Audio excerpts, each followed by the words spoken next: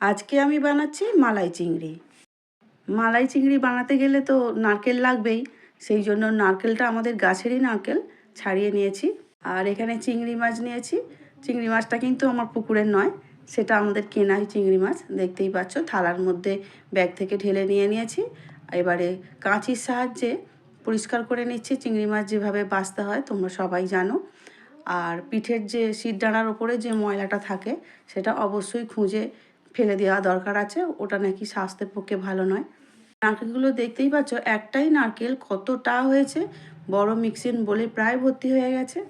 মিক্সিতে দিয়ে নারকেলের মালাইটা বের করে রেখেছি। আর এদিকে চিংড়ি মাছ ঝাড়িয়ে পরিষ্কার করা হয়ে গেছে, ধুয়ে রেখে দিয়েছি। পেঁয়াজ বাটা, আদা রসুন বাটা নিয়েছি, আর নিয়েছি মালাই অল্প করে বাটির মধ্যে নিয়েছি, বাকিটা বড় ডেচকির মধ্যে রয়েছে। আর নিয়েছি আমুল দুধ। তাহলে রান্নাটা শুরু করছি। নমস্কার বন্ধুরা, শ্রাবণীর পাকঘরে সবাইকে স্বাগত। আজকে আমার রেসিপি মালাই চিংড়ি। কড়ার মধ্যে বেশ কিছুটা সাদা তেল দিয়ে দিয়েছি। আর চিংড়ি মাছগুলো কিন্তু আমি শুধু নুন মাখিয়েই রেখে চেয়েছিলাম, হলুদ মাখাইনি, কারণ ইচ্ছাই আছে যে আজকে রেসিপিটা একটু সাদা সাদা বানাবো। সেই জন্য নুনের সঙ্গে হলুদটা ব্যবহার আমি করিনি। তোমরা চাইলে হলুদ ব্যবহার করতেই পারো। আর খুব হালকা করে ভেজে নিতে হবে, জানোই চিংড়ি মাছ নাহলে শক্ত হয়ে যায়। চিংড়ি মাছগুলো ভাজা হয়ে গেছে, আবারও যে বাকিগুলো আছে সেই মাছগুলো তেলের মধ্যে ছেড়ে দিলাম। সেম প্রসেসে ভেজে নিতে হবে। আমার প্রিয় বন্ধুরা, যারা এই মুহূর্তে ইউটিউব চ্যানেল থেকে আমার ভিডিও দেখছো অথচ এখনও সাবস্ক্রাইব করোনি, প্লিজ সাবস্ক্রাইব করে দিয়ে আমার চ্যানেলটির পাশে থেকে যেও। মাছগুলো ভাজা হয়ে গেছে। এদিকে অন্য একটা কড়া নিয়েছি, সেখানে আমি অল্প করে গোটা গরম মশলা দিয়ে দিয়েছি। দিলাম দুটো শুকনো লঙ্কা, হালকা করে ভেজে নিচ্ছি। এরপরে দিয়ে দেব বেটে রাখা পেঁয়াজ। পেঁয়াজটা বাটা আমি এখানে 6 চামচের মতো দিয়ে দিচ্ছি, কারণ মাছটা একটু বেশি বড় সাইজের মাছ তো পেঁয়াজ কম হলে টেস্টিটা হবে না, আর ঘনত্বটা খুব একটা ভালো হয় না। সেই জন্য পেঁয়াজ বাটা একটু বেশিই দিলাম। আর খুব ভালো করে একটু ভেজে নেবার পরে দিয়ে দিলাম 1 চামচ আদা বাটা আর 1 চামচ রসুন বাটা। পেঁয়াজ আদা রসুন একসঙ্গে মিশিয়ে নিয়ে খুব ভালো করে ভেজে নেব। সেই সময় দিয়ে দিলাম পরিমাণ মতো নুন, আবারও খুব ভালো করে মিশিয়ে নেব। এই অবস্থায় দেখতেই পাচ্ছ কষাটা খুব ভালোই হয়ে গেছে, বেশি কষার দরকার নেই। এবারে দিয়ে দেব নারকেল থেকে যে দুধ বের করেছিলাম মালাইটা, সেই নারকেলের মালাইটা পুরোটাই ঢেলে দিলাম। আমাদের গাছের নারকেল বলে আমি বলছি না, খুবই ভালো খেতে টেস্ট, আর খুব ঘন মালাইটা বেরিয়েছিল।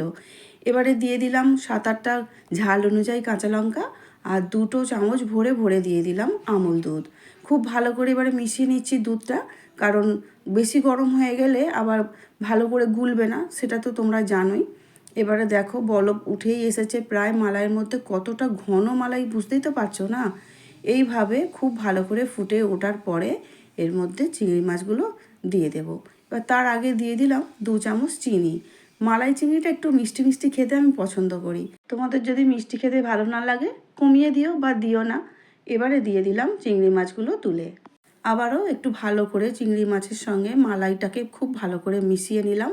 এইভাবে 5 থেকে 7 মিনিট খুব ভালো করে ঢাকা না দিয়ে নাড়াচাড়া করে ফুটিয়ে নিতে হবে, তাহলে মালাইটা অনেকটা ঘন হয়ে যাবে। আর আমি চাইছিও একদম ঘন ঘন করে মালাইটা নামাতে, তাতে টেস্টটা ভরপুর থাকে। দেখতেই পাচ্ছ কতটা ঘন হয়ে গেছে। আর আমি কিন্তু ঘন করব না। এবারে গ্যাসের জোরটা অনেকটাই কমিয়ে দেব। সবশেষে দিয়ে দেব 2 চামচ ঘি। ঘি দেওয়ার পরে খুব ভালো করে একবার মিশিয়ে নিয়ে গ্যাস অফ করে রেখে দেব। একদম রেডি হয়ে গেল আমাদের মালাই চিংড়ি। এখন একটা সার্ভিং প্লেটের মধ্যে তুলে নিচ্ছি।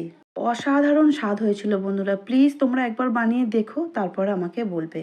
যে বন্ধুরা আমার ফেসবুক পেজ থেকে দেখছো, পেজটিকে ফলো করে দিও প্লিজ। তাহলে চলো, দেখা হচ্ছে আগামী ভিডিও নিয়ে। খুব ভালো থেকো, সুস্থ থেকো। আমার ভিডিওটা মন দিয়ে দেখার জন্য অসংখ্য অসংখ্য ধন্যবাদ।